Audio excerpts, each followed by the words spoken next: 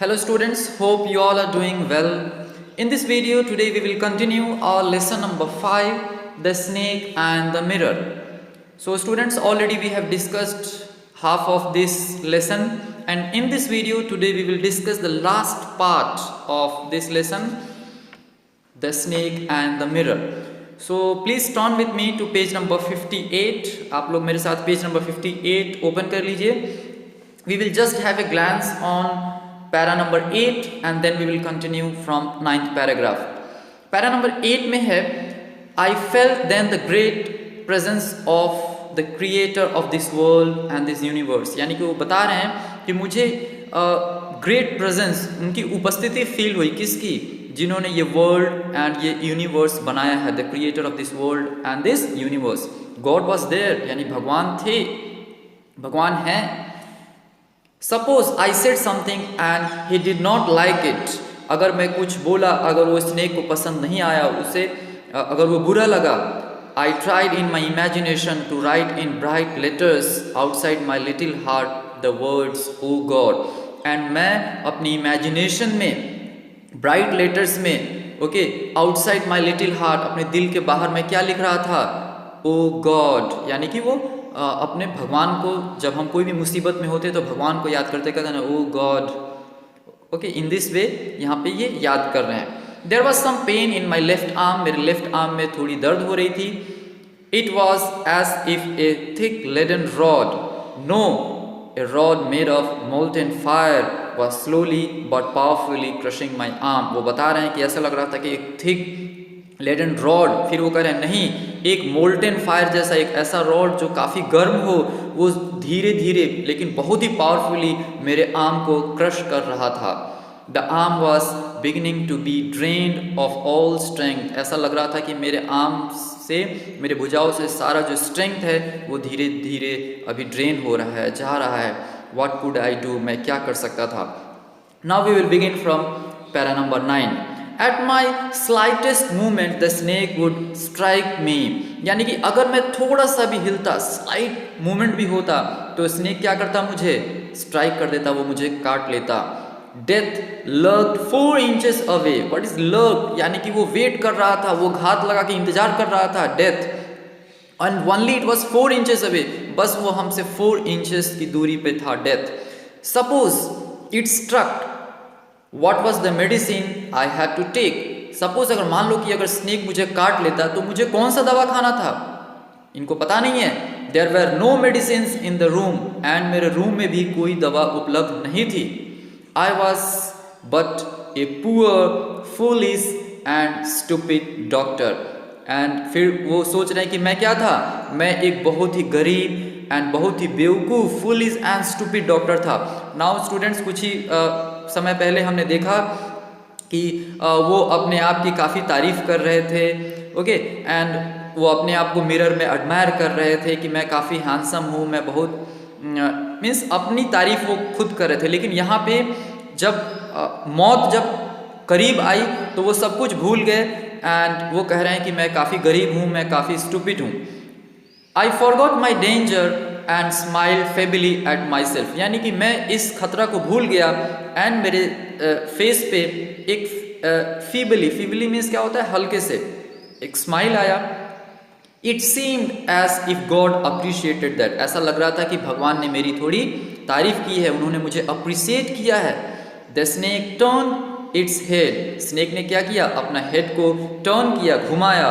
It look into the mirror and saw its reflection. यानी कि वो mirror की तरफ देखा, आईने की तरफ देखा, एंड मिरर में उसको क्या दिखाई दिया?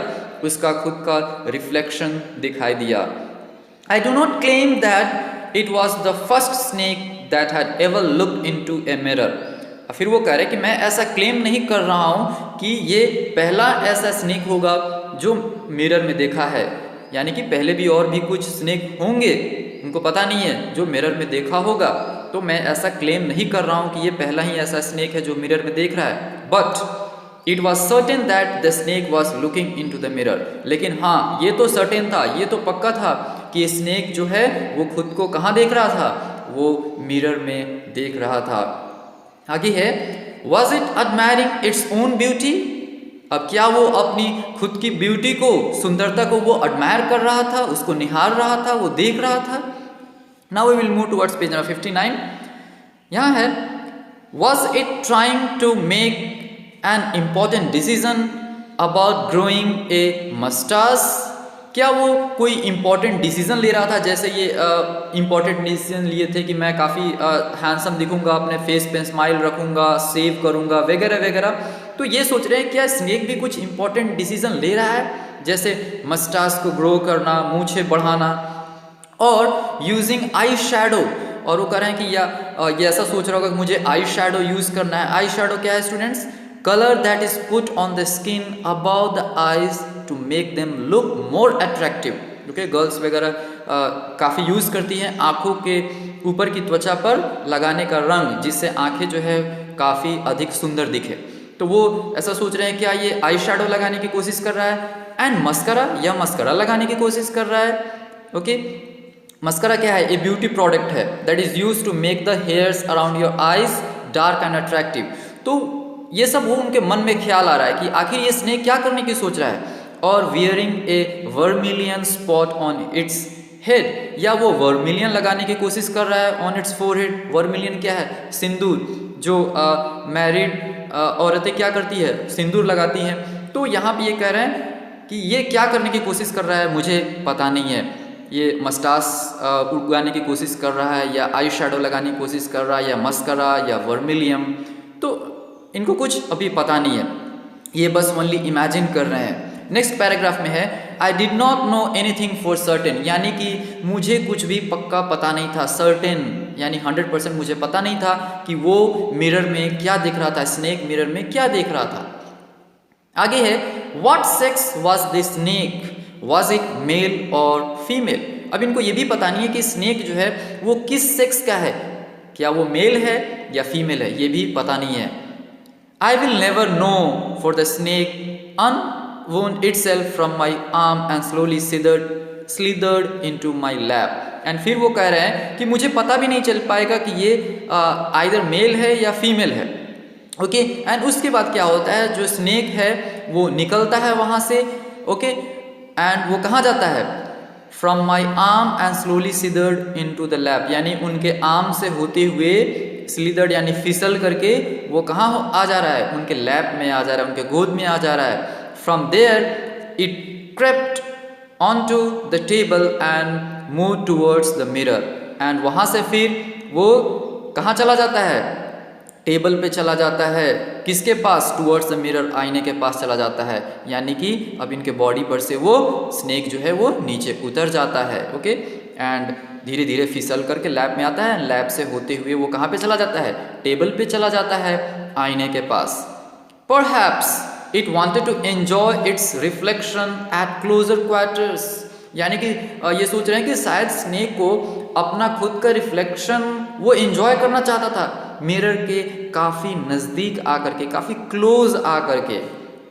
I was no mirror image cut in granite, तो ग्रेनाइट क्या है? एक स्टोन है। तो अब ये थोड़ी देर पहले हमने देखा कि वो बता रहे थे कि मैं एक स्टोन बन चुका था, पत्थर बन चुका था। अब ये कह रहे हैं कि मैं एक अब पत्थर नहीं था। I was no mirror image cut into a granite, यानी कि अब स्नेक निकल गया था तो इन्हें थोड़ा सा रिलैक्स फील हो रहा है। I was suddenly a man of flash and blood, यानी तुरंत अब इनको ऐसा फील हो रहा है कि मैं एक इंसान हूँ एंड मुझ में क्या है? मुझ में फ्लैश भी है, ब्लड भी है। अभी ये थोड़ा रिलैक्स फील कर रहे हैं। Still holding my breath I got up from the chair, लेकिन अभी भी मैं अपने सांस को थाम करके रखा था एंड मैं अपने चेयर से खड़ा हो गया। I quietly went out through the door into the veranda, यानी कि मैं धीरे धीरे डोर से होते हुए कहाँ पे गया? वेरेंडा की तरफ गया।